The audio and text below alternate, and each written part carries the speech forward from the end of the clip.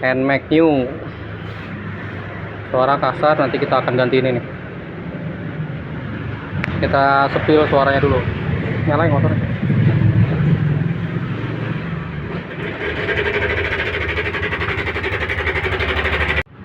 Jadi untuk pemasangan tensioner ini atau setelan ketang tidak perlu bongkar semua ya, bagian covernya, cukup bagian filter dan cover ini nih.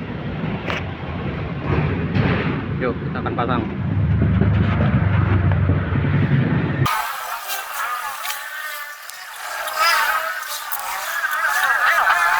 Kita langsung sepil suaranya.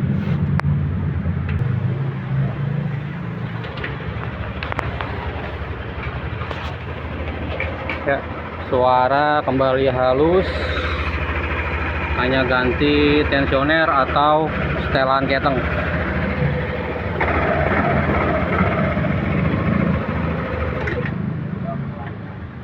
Jos.